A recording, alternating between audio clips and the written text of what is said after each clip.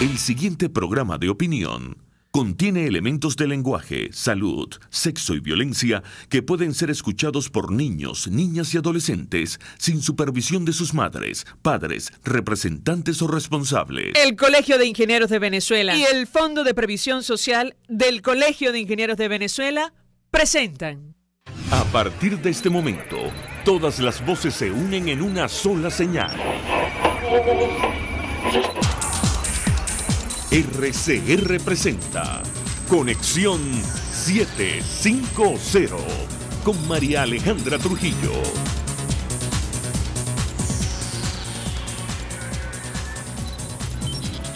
Muy buenas tardes, amigos de Radio Caracas Radio, lo mejor de este jueves 26 de julio del año 2018. Todo el equipo que trabaja para ustedes a partir de esta hora los saluda, variada y abundante información que compartir y analizar, como es costumbre, en la tarde de hoy. El Tribunal Supremo de Justicia en el exilio fijó el inicio de la audiencia oral y pública en juicio penal contra Nicolás Maduro por el escándalo Odebrecht para el próximo 2 de agosto en la ciudad de Bogotá. Lo comentaremos, como es natural, durante la tarde de hoy, un caso al cual hemos hecho seguimiento. Sobre todo está la inquietud acerca de, lo que hará a continuación la Asamblea Nacional en nuestro país. A propósito de la investigación que cursa en la Corte Federal de Miami por el lavado de 1.200 millones de dólares, se dice fácil, la cifra se pierde de vista, provenientes de Venezuela. El portal El Pitazo asegura que familiares de la pareja presidencial forman parte de la junta directiva de la industria cuando se aprobó el desembolso del estatal. Lo vamos a analizar también durante el programa. Los empresarios identificados en la acusación como bolichicos son acusados de aprovecharse del gigantesco diferencial entre la tasa de cambio oficial y la del mercado negro para amasar ganancias estimadas en varios cientos de millones de dólares, que bastante falta hace en nuestro país. Esto lo agregamos nosotros. El presidente de la Comisión de Finanzas de la Asamblea Nacional, diputado Rafael Guzmán, calificó de irresponsabilidad el anuncio de Nicolás Maduro, el presidente Nicolás Maduro, sobre la eliminación de 5 ceros al Bolívar del próximo 20 de agosto. Aclaró el parlamentario que el Ejecutivo ancló la moneda, es decir, el bolívar al petro, una criptomoneda que no existe y además es ilegal. A las 5:30 hablaremos ampliamente de este tema. Esto es Conexión 750, comenzamos.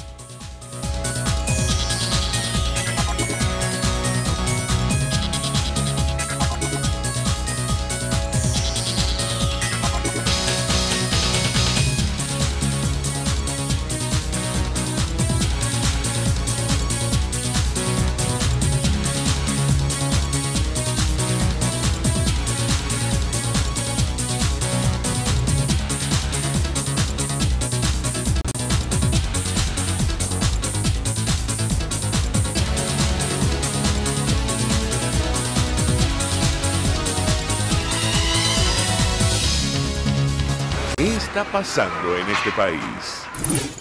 Y comentamos con ustedes en minutos. Vamos a conversar con nuestro primer invitado acerca de este caso que se ventila en los Estados Unidos y sobre el cual cada hora que pasa trasciende información. El portal El Pitazo decía que el sobrino de Cilia Flores era el vicepresidente de Finanzas de PDVSA cuando se realizó parte de la operación de lavado que se investiga, insistimos, en la Corte Federal de Miami. Vamos a tratar de contactar con uno de los periodistas, el editor, quien está al frente de este portal. De acuerdo con el expediente presentado por la Fiscalía de Estados Unidos, las operaciones que dieron inicio al esquema de blanqueo se realizaron en diciembre de 2014 y mayo de 2015. Malpica Flores, dice la nota, fue nombrado vicepresidente del estatal el 30 de diciembre de 2014. Y según la información que trasciende a través de este portal, da la impresión que han tenido acceso a parte del expediente, insistimos, que cursa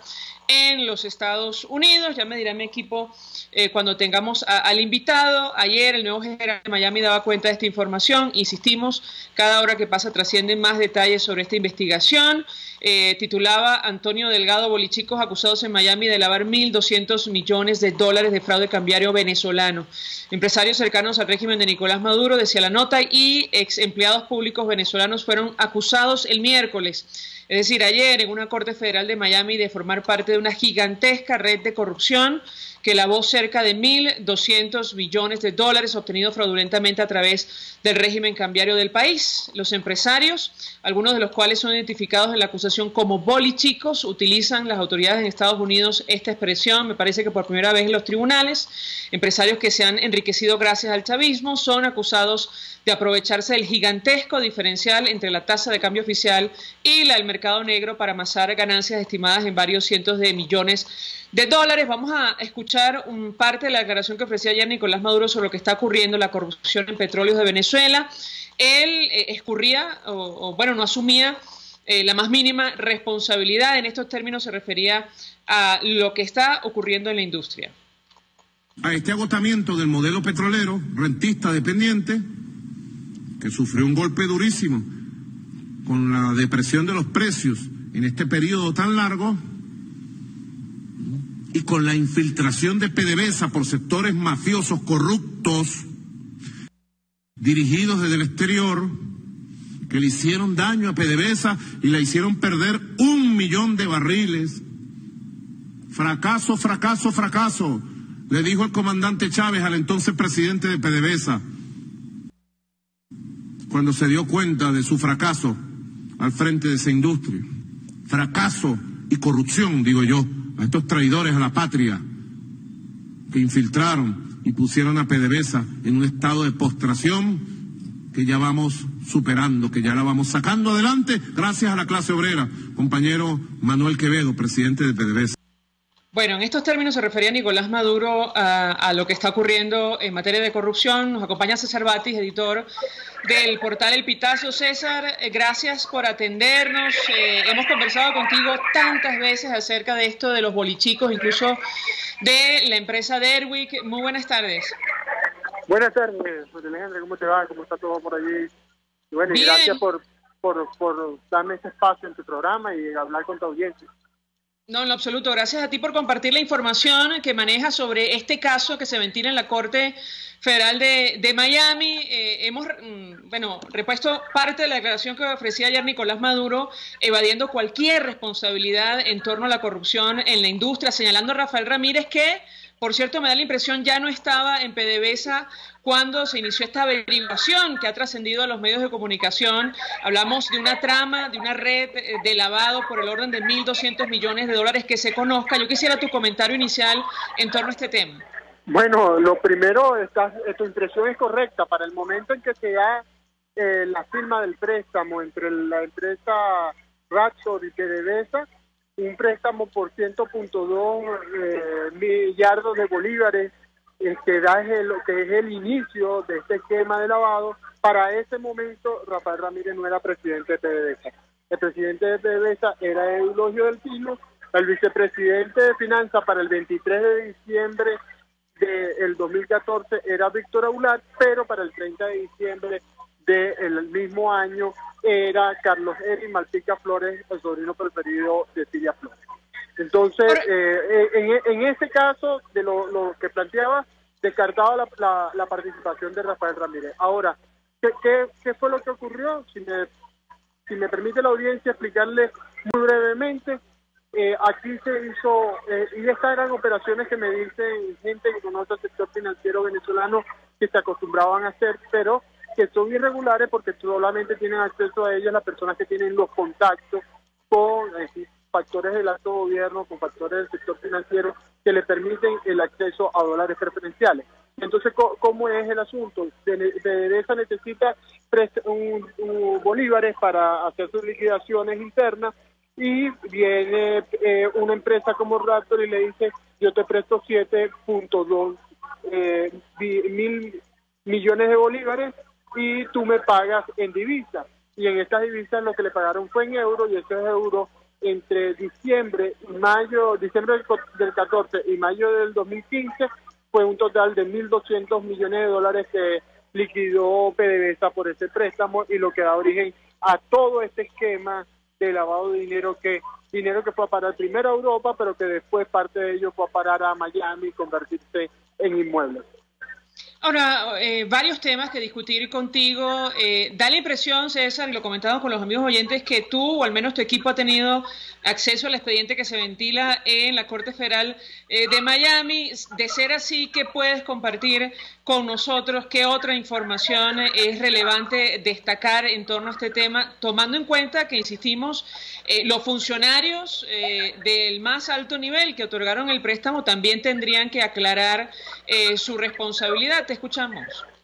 Mira, aparecen con nombres como conspirador 1 al 9, unas personas que no están identificadas, pero que dan señales y uno puede suponer quiénes son. Y aparece un oficial de PDVSA y mencionan un vicepresidente, pero no dicen de qué vicepresidencia es. Ese es alguno de los detalles.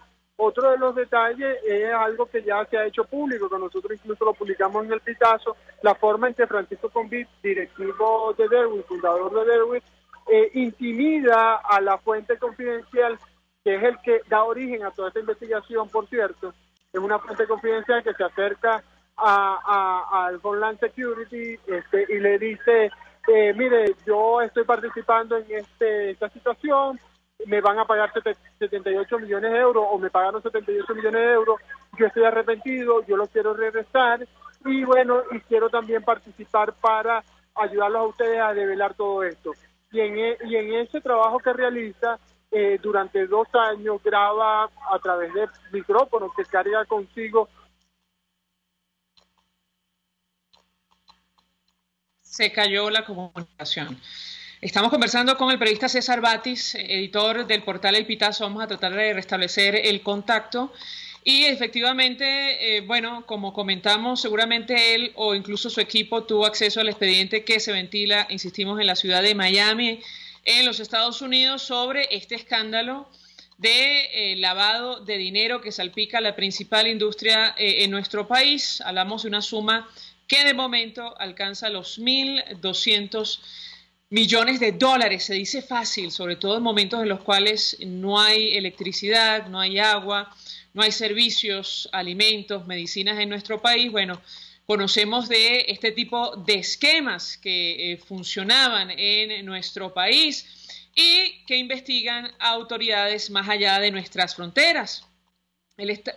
Ya tenemos a César Batis. Adelante, César, se cayó la comunicación. Te escuchamos. ¿En qué parte dejaron de escucharme?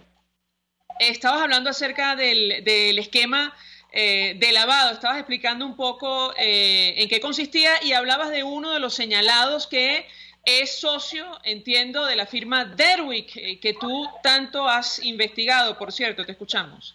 Sí, bueno, en las grabaciones aparece en una reunión que realiza en la oficina de Francisco Convit en Caracas, en la cual el informante confidencial, la fuente confidencial de la Fiscalía de Estados Unidos, viene a Caracas a pedirle que le den documentos que demuestren la legalidad del préstamo que realizaron entre la empresa Raptor y PDVSA.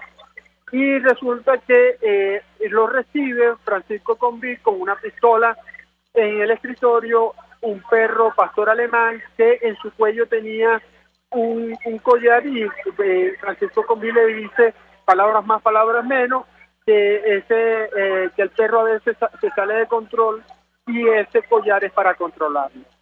Entonces, por supuesto, se siente intimidado la fuente confidencial, sin embargo, continúa recogiendo información. Y bueno, hay otras personas involucradas, por lo menos 4 venezolanos y un venezolano alemán. El venezolano alemán es un ejecutivo de Julius Baer, que es un banco muy importante en Europa, que según la información que tenemos, había logrado captar 600 millones de dólares en clientes venezolanos, tanto antes de la llegada de Chávez como después de la llegada de Chávez.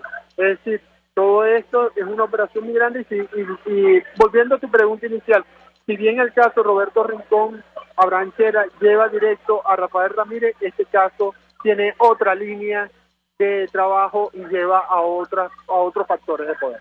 Y que de pronto lo que nos hace pensar, César, es que, bueno, forma parte de una cadena de esquemas de corrupción que han permitido la fuga de miles de millones de dólares en nuestro país, ¿correcto? Por supuesto, tú cuando ves este caso, 1.200 millones de dólares, ves el caso de Derwick, donde hubo 2.200 millones de dólares en contratos, de los cuales más o menos 1.000 millones de dólares fueron en sobreprecio, ves el caso PDVSA, de Lavanper, ves otros tantos casos, el caso Yaramendi. Entonces te explicas por qué hoy tenemos a PDVSA en la situación en que la tenemos, con su producción cada día cayendo más y como consecuencia de ello nosotros los venezolanos en una peor situación económica. Dos inquietudes, César, antes de hacer la pausa para ir a publicidad. El diario El Nuevo Herald de Miami ayer explicaba, seguramente tú también has tenido acceso a la misma información, que la diferencia entre el tipo de cambio preferencial y el tipo de cambio real adquirido en el mercado negro era de 10-1 en 2014, lo que en esencia permitía adquirir 100 millones de dólares pagando solo 10 millones de dólares. Esto señala uno de los documentos de la averiguación y así miles, cientos de personas se hicieron millonarias en nuestro país. La pregunta que yo te haría sobre este tema en específico, ¿esto puede ocurrir sin la autorización de funcionarios del gobierno venezolano? Da la impresión que no, sobre todo tomando en cuenta de los montos de estas operaciones. ¿Qué puedes decirnos? Para la contratación de este préstamo debe haber la autorización del vicepresidente de Finanzas de PDVSA. Y el vicepresidente de Finanzas de PDVSA busca la autorización de la Junta Directiva. Queda en potestad del presidente de PDVSA elevarlo al ministro, que casi siempre es el mismo, el ministro del presidente de PDVSA. Y a su vez, el ministro debería presentarlo en el Consejo de Ministros, y en el Consejo de Ministros darle la autorización. El paso a presentarlo en el Consejo de Ministros no es obligatorio, pero por lo menos el presidente de PDVSA debería estar al tanto de eso. Pero además, para liquidar estos préstamos, la tesorería de la nación, que por cierto en la época en que se liquidaron estos préstamos era también tesorero de la nación Carlos Eri Martica Flores, el sobrino preferido de Cilia Flores. Para liquidación de estos préstamos se necesita el visto bueno de la tesorería, y para el pago final de estos préstamos y el depósito en unas cuentas en el exterior en euros, se necesita que el Banco Central de Venezuela, en ese momento Nelson Merente, también dé su visto bueno. Es decir, no es una cosa que se hace gallo tapado, que nada más lo saben 2 o 3 personas o que 2 o 3 personas lo resuelven. Aquí hay una cadena de responsabilidad y sería bien interesante que alguna autoridad venezolana, en este caso la Fiscalía General de la República, comience su investigación a partir de lo que se ha revelado en Estados Unidos. Gracias, César Batis, editor del Pitazo, por atendernos, acompañarnos, ofreciendo detalles acerca de esta averiguación que nos habla de un esquema de lavado que alcanza los 1.200 millones de dólares por ahora en la Corte Federal de Miami, en los Estados Unidos. Hasta ahora hacemos una pausa, vamos a publicidad. Usted escucha Conexión 750 con María Alejandra Trujillo, solo por RCR 750 AM. Son las 5:18. Puedes seguirnos en nuestras redes sociales. En Twitter, @RCR750, la radio que se ve. Mensaje del ingeniero Ramón López, vicepresidente del Colegio de Ingenieros de Venezuela. Apreciado colega ingeniero, arquitecto y profesional afín, el sistema de salud venezolano no presta la atención requerida y la altísima inflación encarece notoriamente este servicio. Es por ello que el Fondo de Previsión Social del CIP te ofrece un servicio de salud seguro, confiable y accesible, con amplia cobertura. Para mayor información visita el portal www.cib.net.be. Colegio de Ingenieros de Venezuela, construyendo futuro.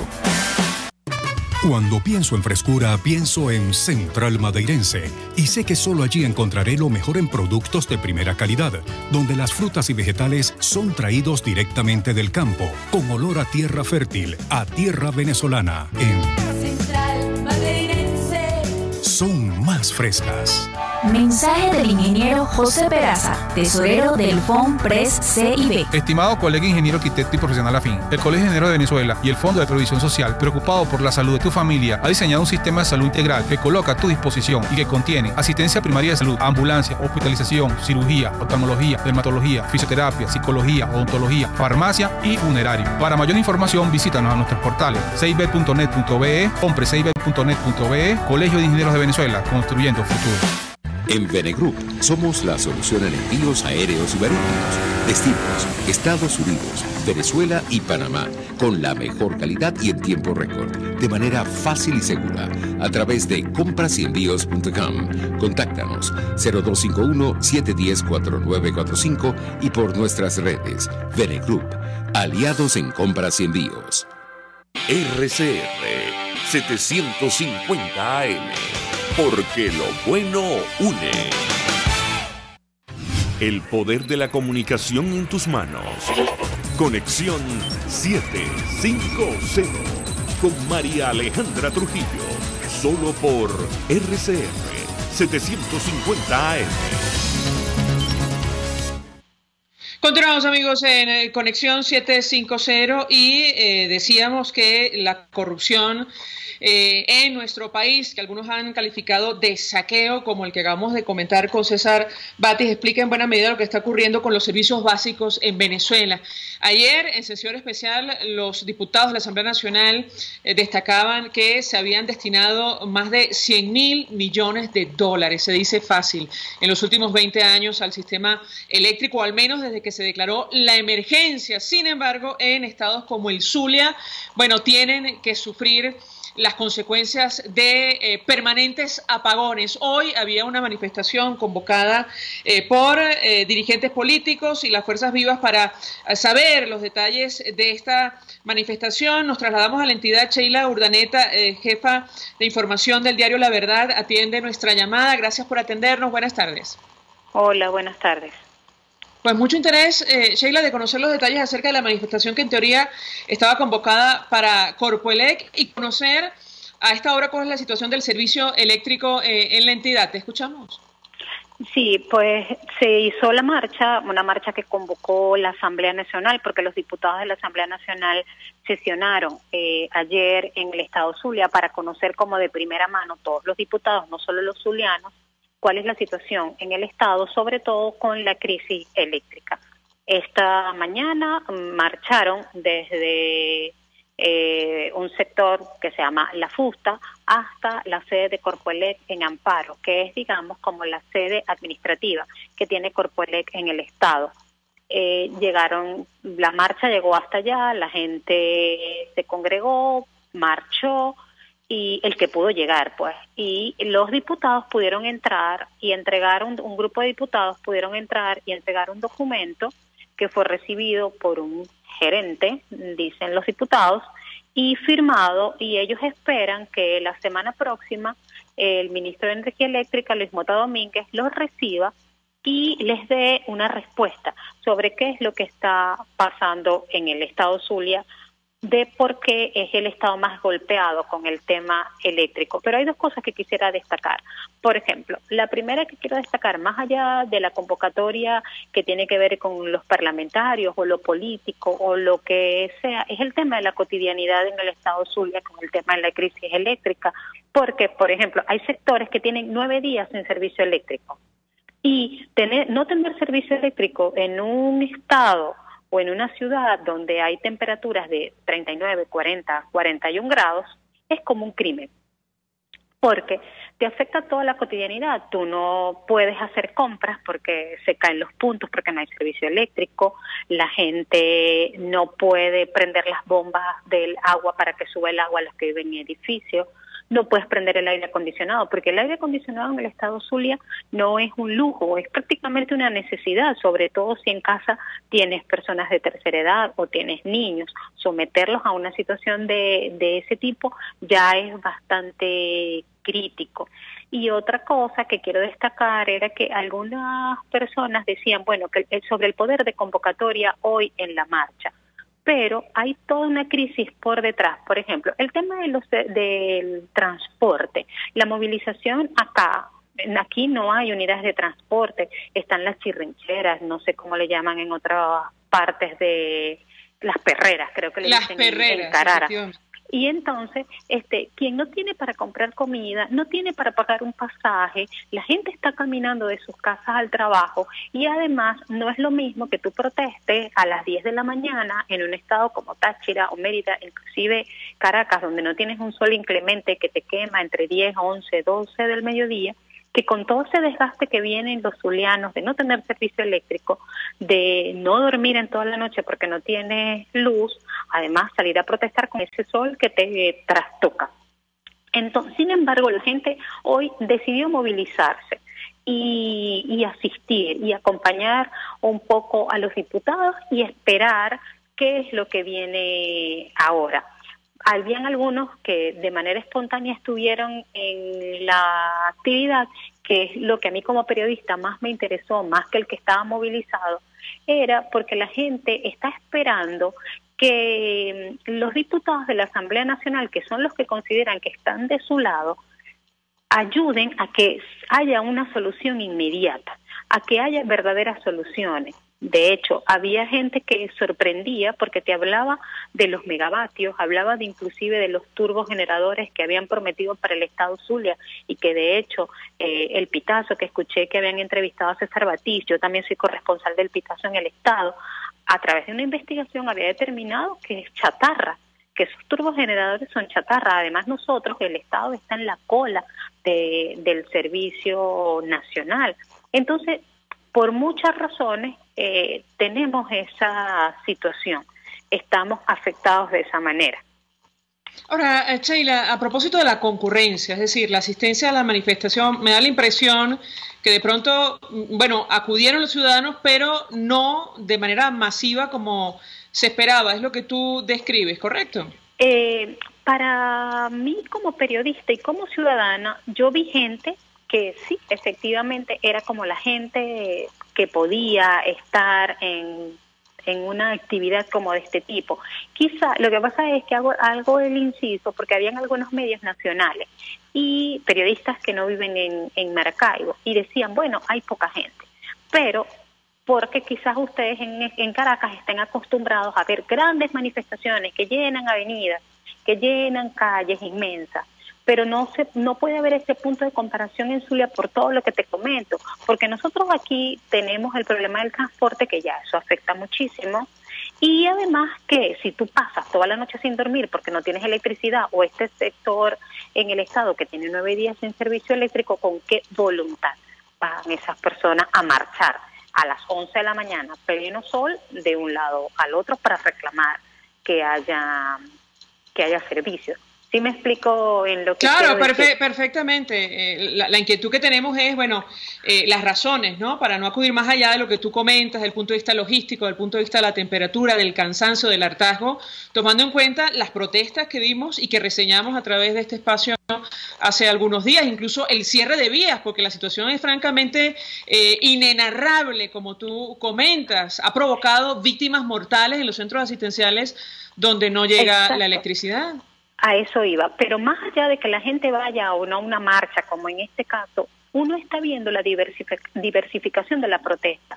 Está el que protesta en su calle y quema caucho o tranca su calle porque no tiene luz, o el que está en el hospital y está apoyando que verdaderamente los enfermeros o enfermeras o los médicos no pueden trabajar sin insumos y que si se va la luz en plena operación está corriendo, hay riesgo para la vida de sus pacientes. Entonces uno va viendo en el estado Zulia que si no ve grandes marchas gigantes que puedan trancar, llenar cuadras y cuadras, uno está viendo a diario focos que es la protesta social, que es que son las comunidades que están reclamando que no tienen luz, que los últimos días de colegio sus hijos no pudieron ir, porque si un niño no dormía en la noche, ¿cómo tú le vas a someter a mandarlo al colegio si había pasado 6 horas sin luz durante la noche?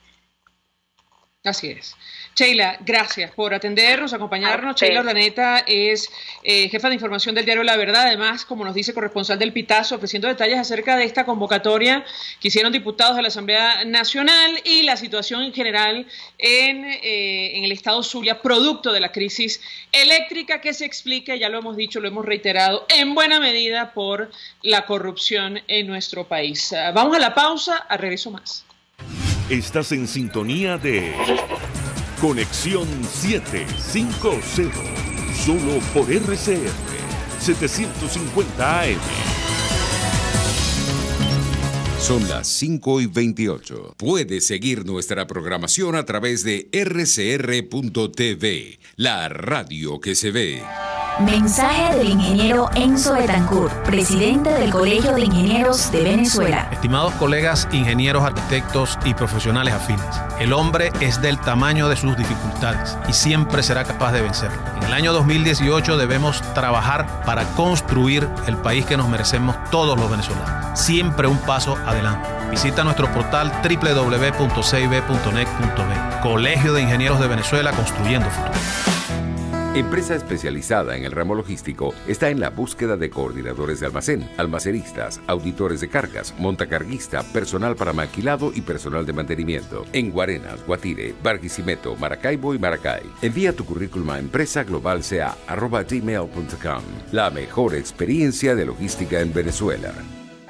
Mensaje del ingeniero Kenick Navarro, presidente del FONPRES CIB. Apreciado colega ingeniero, arquitecto y afín, el Fondo de Previsión Social del Colegio de Ingenieros de Venezuela, FONPRES CIB, diseñó para la protección de tu salud el Sistema Integral de Previsión Social. El mismo tiene a tu disposición beneficios de la solvencia, asistencia primaria de salud, el plan de salud con coberturas de acceso VIP, todos estos planes pensando en la protección de tu familia. Para mayor información visita fonprescib.net.be, Colegio de Ingenieros de Venezuela, construyendo futuro. RCR 750 AM, porque lo bueno une.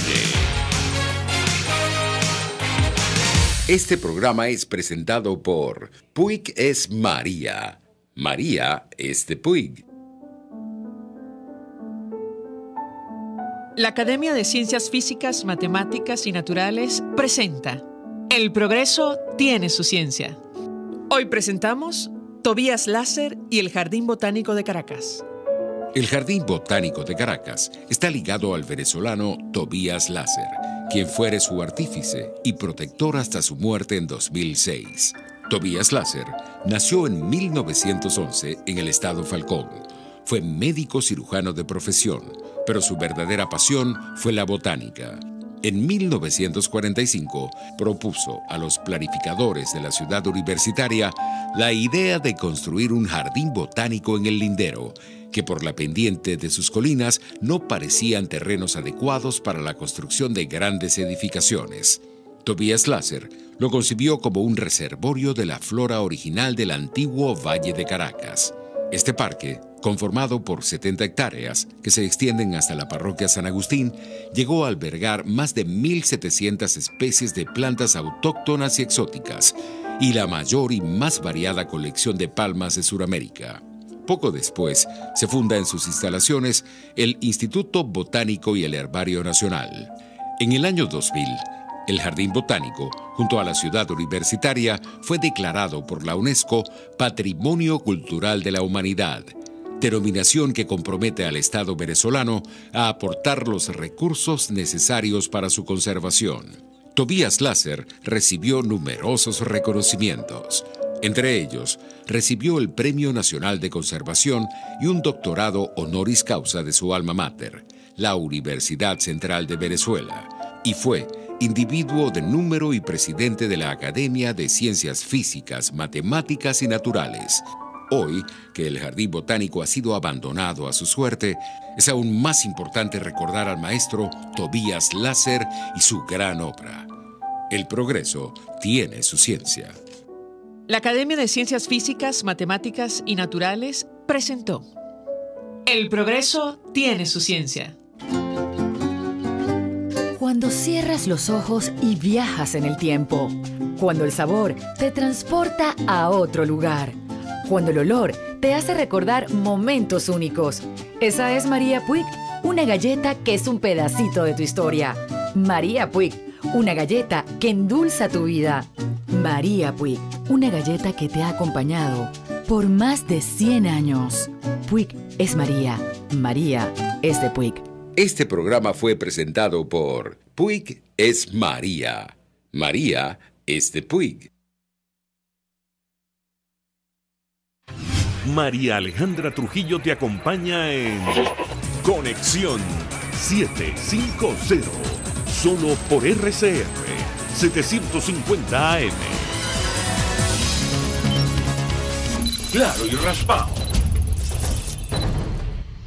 Continuamos, amigos, en Conexión 750 y lo dicho, desde la Comisión de Finanzas de la Asamblea Nacional reaccionaron al anuncio de la eliminación de 5 ceros al Bolívar.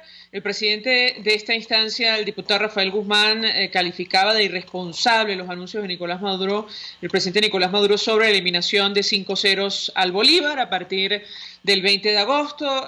Aclaraba el parlamentario que el Ejecutivo, anunció el anclaje de la moneda del Bolívar al petro, un instrumento que no existe y además es ilegal. Desde el sector productivo iban más allá. El presidente de Conindustria, Juan Pablo Lalqueaga, calificaba las medidas como payasadas. Hoy el vicepresidente salía a aclarar que vendrán más. Lo cierto es que, se ha abierto una discusión, existe inquietud en los ciudadanos, como es natural. Para conversar acerca de este tema, saludamos en línea telefónica al diputado Ángel Alvarado, que además es economista, miembro de la Comisión de Finanzas, dirigente de Primero Justicia. Como siempre, gracias por atendernos. Muy buenas tardes. Perdimos comunicación con el diputado Alvarado. Vamos a tratar de restablecer el contacto y conocer un poco la reacción desde la Asamblea Nacional, donde aclaraban en rueda de prensa varias cosas. Advertían acerca de las consecuencias de esto de eliminar o anunciar la eliminación de ceros al Bolívar en momentos en los cuales, Venezuela le afecta un proceso hiperinflacionario que parece fuera de control, sobre el cual el gobierno no hace absolutamente nada. Diputado Alvarado, muy buenas tardes. Buenas tardes, María Alejandra, un placer. Un gusto, como siempre. Le pediría una primera valoración acerca de lo ocurrido el día de ayer, estos anuncios, y luego las explicaciones que han ocurrido hoy. Ustedes calificaban de irresponsable la declaración de Nicolás Maduro sobre y la decisión de eliminar 5 ceros al Bolívar. ¿Qué puede comentarnos? Bueno, María Alejandra, una payasada más, ¿no? Quitarle primero 3 ceros, suspenderlo 2 veces y ahora ya vamos por 5 ceros. No me parece otra cosa, sino que vamos a tener otra suspensión en agosto y vamos a llegar a 6, 7, a 9 ceros en esto, pues que evidentemente no es la solución y me parece que es una medida completamente distractiva del gobierno nacional. Ahora, en la práctica ustedes aclaraban varias cosas. En principio, esta decisión del Ejecutivo Nacional de anunciar el anclaje del Bolívar al petro, una entelequia, digamos, una figura, un instrumento que no existe, que nadie conoce, o al menos ha sido declarado ilegal por gobiernos como Estados Unidos, en la práctica estaba al margen de la Constitución, pero que vaciaba de contenido la moneda. ¿Qué puede comentarnos, diputado? Bueno, mira, si el primer decreto de ilegalidad del petro vino de la Asamblea Nacional, fue un acuerdo que se discutió en la Cámara y eso ha servido de base para que los gobiernos del mundo y los mercados financieros entienden que la única moneda de curso legal en Venezuela, según la Constitución, es el Bolívar, que las reservas no pueden ser usadas como garantía de ningún instrumento y que el gobierno para endeudarse necesita a la Asamblea Nacional. Entonces el petro en este momento es una moneda cuyo valor es nulo, es cero. Imagínate tú, un poco para que la gente entienda, normalmente tú tienes, cuando tienes una hiperinflación como esta, tú necesitas, anclar la moneda. Anclar la moneda quiere decir estabilizarla, y estabilizarla sobre algo, ¿no? Entonces algunos países, por ejemplo, anclan la moneda en un tipo de cambio fijo, con unas reservas internacionales tales que hacen que ese tipo de cambio no se mueva, ¿no? Porque unas reservas internacionales que te respaldan lo que estás haciendo. Un poco yo creo que en la mente de Maduro y aquellos que lo asesoraron, o lo que Maduro entendió de esos asesores, es que como él no tiene dólares para meter en reservas internacionales, él podía meter el petro, podía meter el mestizo guayanés, podía meter los bloques de bloque Ayacucho número 2 de la faja del Orinoco, que es un bloque que no ha sido licitado, es el petróleo más pesado que tenemos en Venezuela, carísimo de sacar, cuyo valor económico es poco, y meter eso en la reserva del Banco Central para decir, yo anclo esta moneda en la reserva petrolera, el Bolívar, ¿no? Entonces, mira, eso no tiene ni pie ni cabeza, eso no va a estabilizar la moneda, esto lo que va a hacer es aún acelerar más la inflación porque se genera más desconfianza y ruido en las medidas que está tomando el gobierno y lamentablemente pues la inflación estamos viendo cómo poco a poco pasa de 3% diaria a 4%, según las mediciones que ya estamos viendo y todo indica pues entonces que la proyección del Fondo Monetario Internacional se va a quedar corta. Es un huracán que se está llevando todo por delante y que el salario del trabajador pues no va a mejorar, muy por el contrario va a empeorar con estas medidas. Ahora, diputado, por cierto, 482-9750 para su participación. Ayer se abrió una discusión, no nos paran de llegar mensajes a través de las redes sociales, existe mucha inquietud acerca de, bueno, lo que va a pasar desde el punto de vista logístico, lo que ocurre en cualquier país del mundo cuando, bueno, se aplica una reconversión monetaria. Por ejemplo, hoy el gobierno salía a decir, a exigir a la banca elevar al más alto nivel el número de transacciones electrónicas por día en una nación donde sufrimos apagones permanentemente prácticamente en todo el territorio nacional, que hace imposible justo las transacciones electrónicas, incluso desde las casas. Yo quisiera su comentario en torno a este tema y a este tipo de anuncios o medidas que, bueno, da la impresión son absolutamente improvisadas. ¿Lo escuchamos? Sí, bueno, es pensar que el país es Caracas, ¿no? Donde hay electricidad diariamente de manera regular, que es el único lugar del país donde eso ocurre, o pensar que la conexión de internet es suficiente como puede ser algunas capitales. Tú apenas sales de Caracas y el internet empieza a fallar, la conexión del teléfono falla, es decir, no hay manera de conectarse para hacer transacciones.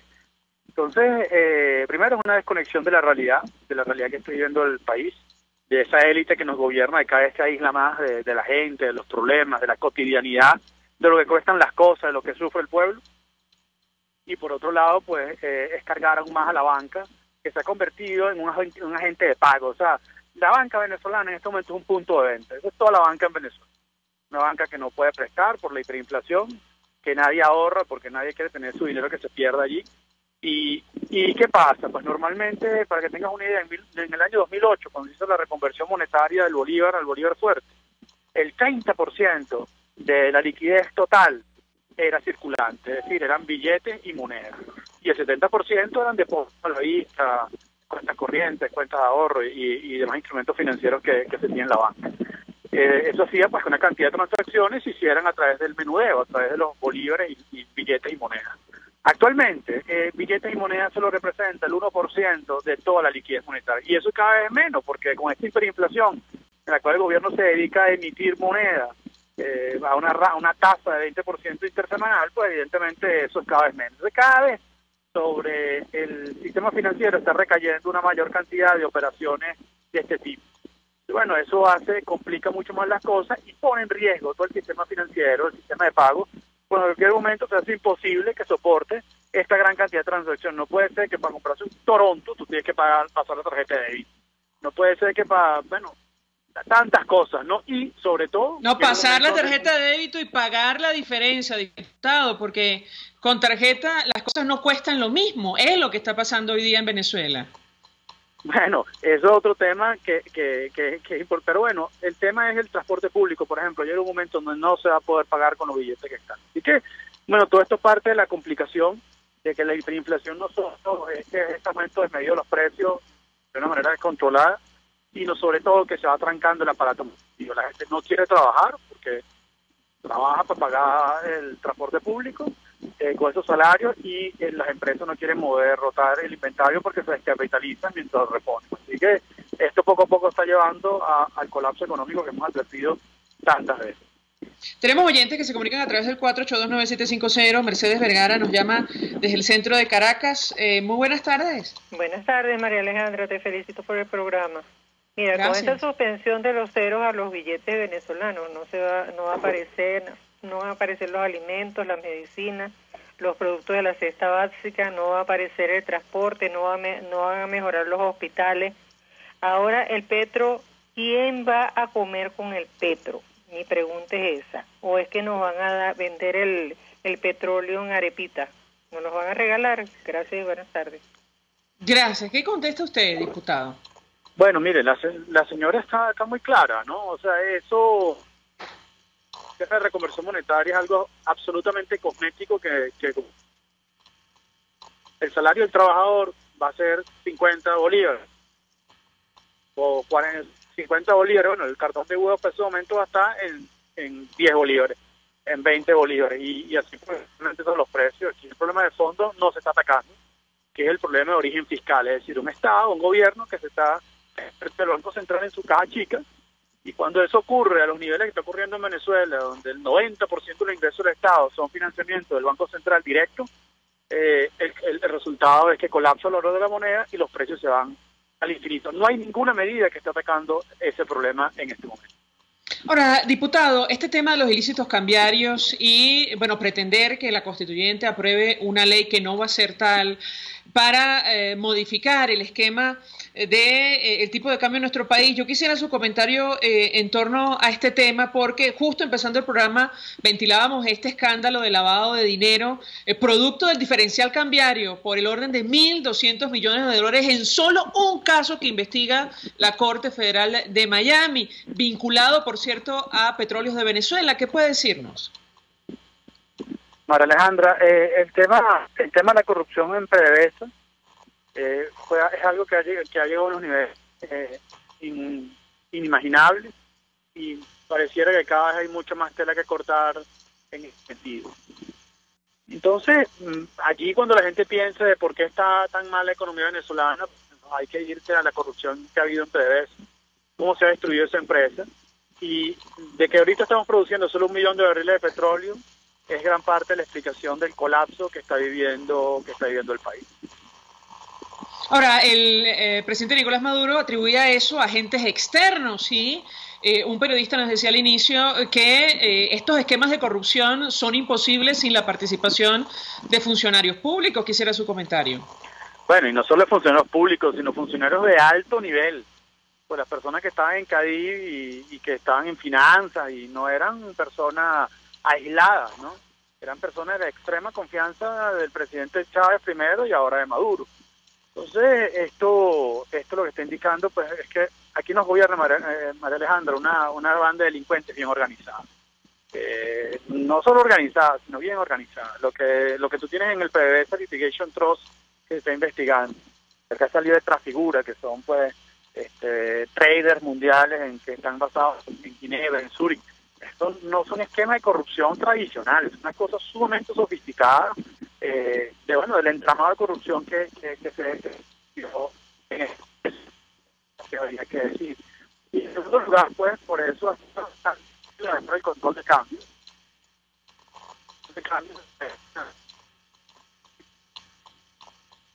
Sí, yo no sé si al aire se escucha el diputado. Vamos a tratar de restablecer contacto, chicos. Nos interesa mucho lo que tiene que decir antes de hacer la pausa para ir a publicidad. Avíseme si lo tenemos. Le rogamos al diputado internamente moverse lo menos posible. Se cayó la llamada. ¿Les parece si vamos a la pausa y cerramos con él? Le damos un minuto para cerrar. Perfecto. Vamos a la pausa y al regreso a ver si tenemos suerte de restablecer contacto con el diputado Ángel Alvarado. Ya venimos. Escuchamos Conexión 750, solo por RCR 750 AM. Son las 5:48. Sintonícenos a través de Periscope, @RCR750, la radio que se ve. Mensaje del ingeniero Ramón López, vicepresidente del Colegio de Ingenieros de Venezuela. Apreciado colega ingeniero, arquitecto y profesional afín, el sistema de salud venezolano no presta la atención requerida y la altísima inflación encarece notoriamente este servicio. Es por ello que el Fondo de Previsión Social del CIP te ofrece un servicio de salud seguro, confiable y accesible, con amplia cobertura. Para mayor información visita el portal www.cib.net.be. Colegio de Ingenieros de Venezuela, construyendo futuro. Ya puedes ir a Los Roques desde por la mar. Sí, consulta nuestras promociones con estadía que tenemos para ti en junio y julio. Llama al 0414-330-4342 o 0212-490-7687. Tu viaje en primera clase. Tu viaje en primera clase. Mensaje del ingeniero José Peraza, tesorero del FONPRES CIB. Estimado colega ingeniero, arquitecto y profesional afín, el Colegio de Ingenieros de Venezuela y el Fondo de Previsión Social, preocupado por la salud de tu familia, ha diseñado un sistema de salud integral que coloca a tu disposición y que contiene asistencia primaria de salud, ambulancia, hospitalización, cirugía, oftalmología, dermatología, fisioterapia, psicología, odontología, farmacia y funerario. Para mayor información, visítanos a nuestros portales cib.net.be, fonprescib.net.be, Colegio de Ingenieros de Venezuela, construyendo futuro. RCR 750 AM. porque lo bueno une.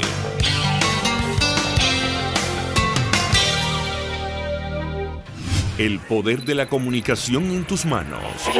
Conexión 750 con María Alejandra Trujillo. Solo por RCR 750 AM. Continuamos, amigos, en Conexión 750 y queremos darle un minuto más al diputado Ángel Alvarado. Nos quedamos con lo que decía antes de hacer la pausa. Él, palabras más, palabras menos, explicaba que es imposible entender la profundidad de la crisis sin conocer el alcance de la corrupción. Y tengo que sacar a colación el tema, diputado, porque se ha fijado audiencia para el 2 de agosto en el escándalo de Brecht, el Tribunal Supremo de Justicia en el exilio. Y la pregunta que yo le haría, porque sé que lo han estado discutiendo, es si ya en la Asamblea se ha decidido, se ha tomado una posición sobre lo que va a ocurrir, esta audiencia pública contra Nicolás Maduro y varios funcionarios por corrupción. ¿Lo escuchamos? Bueno, nosotros ya votamos, ¿no? Y se votó por unanimidad que existían méritos para realizar ese juicio. Creo que ahora queda la justicia decidir cuál es el futuro de Nicolás Maduro. Y bueno, ya eso ya es un independiente. Nosotros no podemos involucrarnos en lo que digan los tribunales. La lucha en Venezuela va a ser porque haya justicia, y esto me parece que es un paso sumamente importante, que se sepa, que se conozca, que todo se muestre a luz pública de lo que ha sido ese escándalo de Brecht, que es uno más entre muchos otros de corrupción de este gobierno y el gobierno anterior. Gracias, diputado Ángel Alvarado, por atendernos, acompañarnos, regalarnos estos minutos al cierre del programa. Es miembro de la Comisión de Finanzas de la Asamblea Nacional, dirigente de Primero Justicia, y comentar información de interés. Más temprano se rompió una tubería de matriz entre Baruta y El Hatillo que impedía el paso incluso en la zona producto de la cantidad de agua, y bueno, ha anunciado que se va a suspender servicio de agua potable por 18 horas. No sabemos si a raíz de esta situación en Caracas, Miranda y Vargas, para que tomen sus previsiones. Nosotros nos despedimos y lo hacemos a nombre de Jaime Nestares en la dirección general de la estación, en la gerencia de producción Willy Charcaya, en la producción Selene Pérez, en los controles Eduardo Llanes, quien tuvo el inmenso placer de acompañarles, María Alejandra Trujillo. Los dejamos con la entrevista. El Colegio de Ingenieros de Venezuela y el Fondo de Previsión Social del Colegio de Ingenieros de Venezuela presentaron. RCR presentó Conexión 750 con María Alejandra Trujillo, solo por RCR 750 AM.